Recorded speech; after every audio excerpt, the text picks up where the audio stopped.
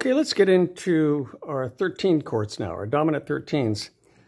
We've learned everything with our 9 chords, showing all of the different progressions and different possibilities. But now let's add one more tone to our chords. Let's add a 13 to our 9s. And let me just show you what it sounds like first, and then we'll explain how to get there. I'll wrap them into our jazz blues progression with the walking bass line.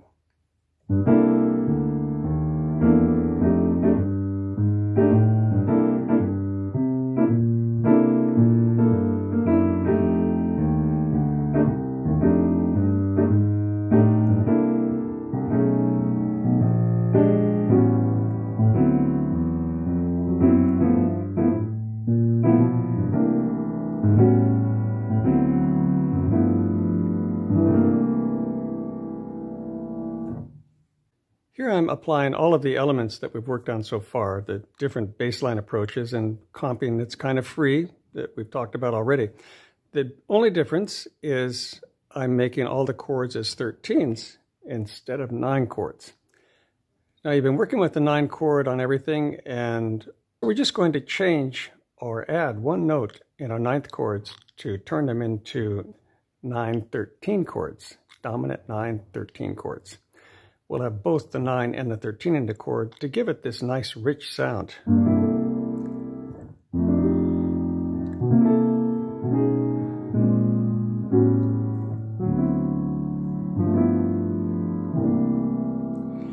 The dominant 13 chord is a very rich sounding, sophisticated jazz chord, and we can use it in blues to really bring this rich jazz sound into the regular blues progressions.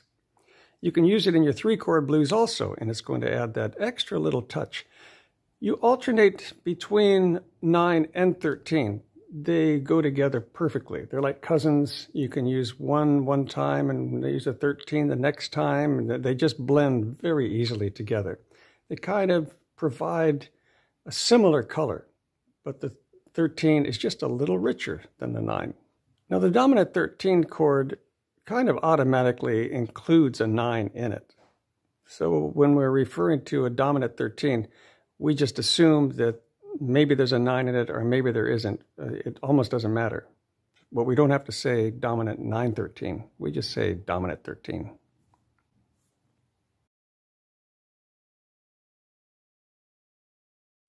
I've got some printout sheets that detail exactly how to make the 13 out of the 9, but let me show it to you in brief here so you get the concept.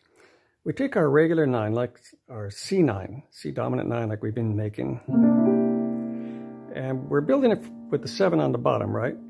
We can always make our chords from the 7 on the bottom or the 3 on the bottom to get the best sound for a 9th chord.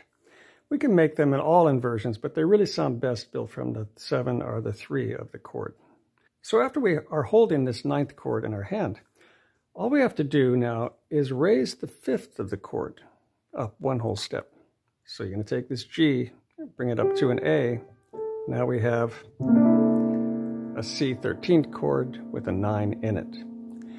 Now, you can go about this in a few different ways. If you don't know your rootless jazz chords, let me just show you how it's done. If you know your rootless jazz chords, then you can just skip right through this.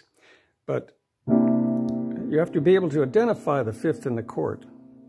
Well, in this position, if you've been using this shape here for the C9, then you can also just say, well, it's the top note on the chord. And you can raise the top note up one whole step and come up with this beautiful 13th chord with a 9 in it.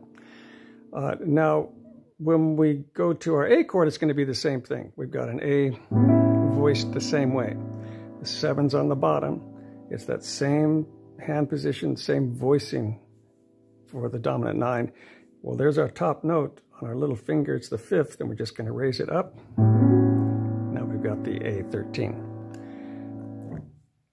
In the other position where we have the 3 on the bottom, like the F9, what we're going to do here, same thing, we've got to raise the 5th one whole step.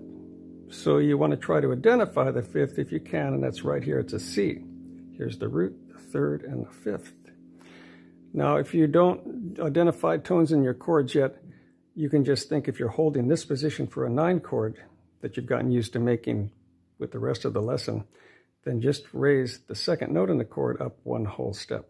So the C becomes a D, and now we've got an F13 with a 9 in it. The 9's up here. So this position gets used a few times for us. Down here on the D, we've got the same thing. We made our D9 like this. It's the exact same voicing, thirds on the bottom. The fifth is the next note up, and just raise it up a whole step. So look at the printouts for more detail, but that's all there is to it. So if you want to get the sound of the 13th into your blues playing, just get your hands on those chords and go through the progressions exactly as we've been doing them up to this point.